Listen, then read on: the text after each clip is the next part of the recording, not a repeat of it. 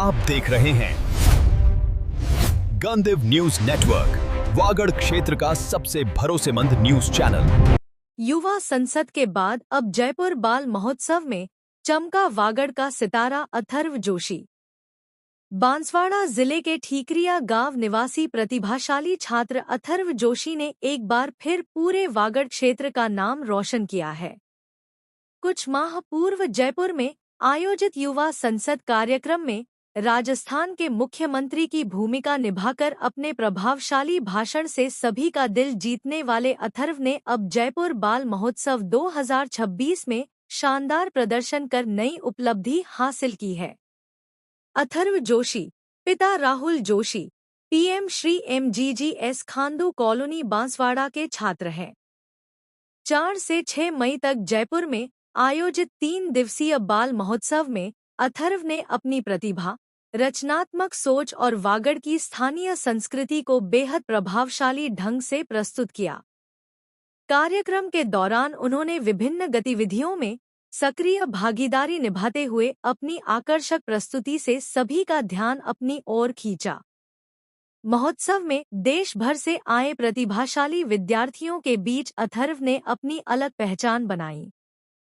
कार्यक्रम के दौरान कोनिवेरा के संस्थापक कमलेश शर्मा ने पर्यटन क्षेत्र में करियर बनाने वाले विद्यार्थियों को स्कॉलरशिप देने की घोषणा भी की।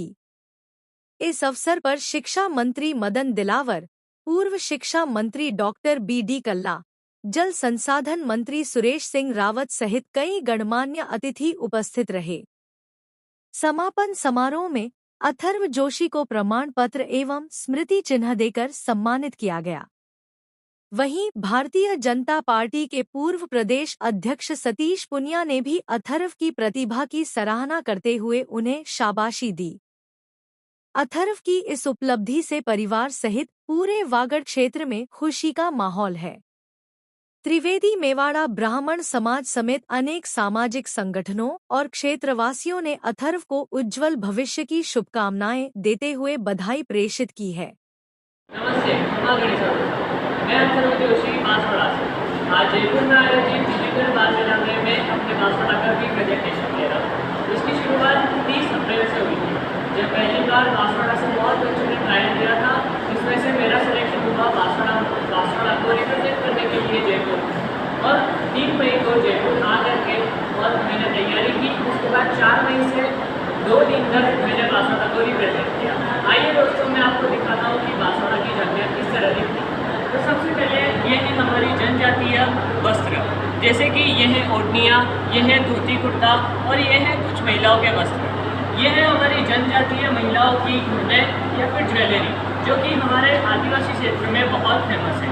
उसके बाद आप जानते ही होंगे कि बांसवाड़ा के क्षेत्र में नेचुरल डिजास्टर या फिर हम देखते हैं कि इन्वायरमेंटल डिग्रेडेशन को बचाने के लिए कितने कार्य किए जाते हैं। उसी को देखते हुए हमारे बांसवाड़ा में पत्तल और डोंदे खाकरे से बनाए जाते हैं। आजकल के समय में हम देखते हैं कि शादियों या पार्टियों में प्लास्टिक की बर्तन या फिर प्लास्टिक के डोंदे पत्तल यूज़ करते हैं, जो कि इन्वायरमेंट को हार्म करते हैं।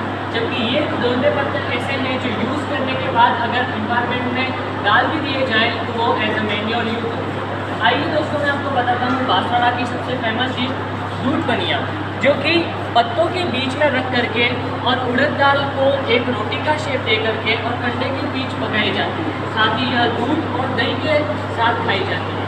उसके बाद ये है कुछ हमारी बांसवाड़ा की फेमस डिशेज, जैसे कि आम पापड़, नमकीन और आम का अचार, जो कि बहुत फेमस है। यह हमारे यहाँ पर बहुत खाया जाता है और राजस्थान में बहुत बिका होता है। उसके बाद आप देख सकते हैं कि हमारे वहाँ की महिलाओं ने किस तरह से मिट्टी के बर्तनों के ऊपर नक्काशी की है, मोती लगाए हैं, साथ ही अपनी कला दिखाई है। यह आदिवासी प्रचलन की महिलाएं बहुत करती हैं।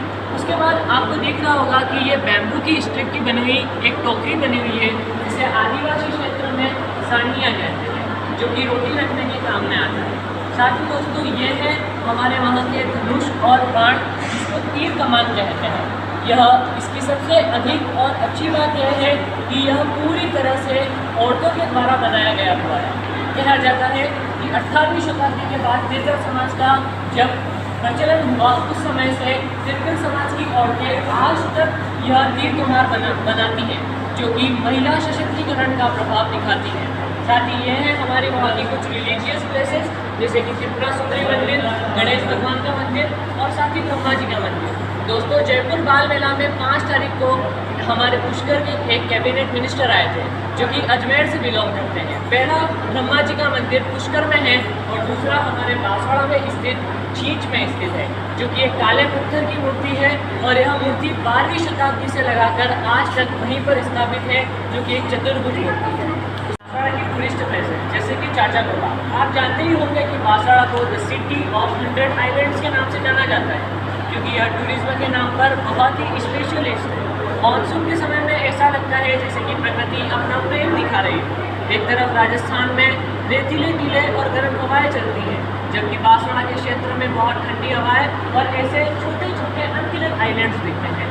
यह आइलैंड्स माही डैम से बनते हैं, जो कि राजस्थान का सबसे बड़ा डैम है, जहाँ पर 16 गेट्स स्थित हैं। और साथ ही आप देख सकते हैं ये है बांसवाड़ा की कुछ एंटीऑक्सीडेंट स्पेशलिटीज, लाइक महुआ, जो कि बटर ट्री के नाम से जाना जाता है। It is full of vitamin C, जो कि एक आदमी, एक व्यक्ति को कार्य करने की क्षमता को बढ़ाता है और एक एंटीऑक्सीडेंट के रूप में कार्य करता है।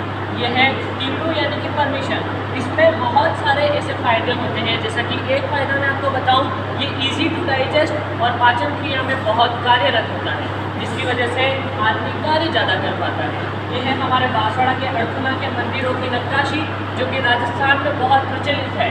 यह है हमारे वहाँ का मानगढ़ धाम का इतिहास।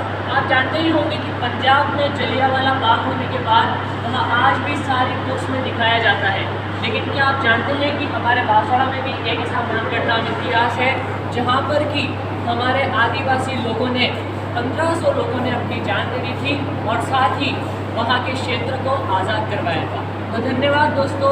आज के बाल मेला में आप देख सकते हैं कि किस तरह से हमने बहुत सारे मज़े किए, और आपको बताऊं, हमने 3 दिन में यह बात सीखी कि किस तरह से एकतापूर्ण कार्य करके और हम अपने एक बड़े प्रोग्राम को भी सफल बना सकते हैं। साथ ही यहाँ के को-फाउंडर और वॉलंटियर्स ने हमें सिखाया कि यूनिटी क्या होती है और किस तरह से कार्य करना चाहिए।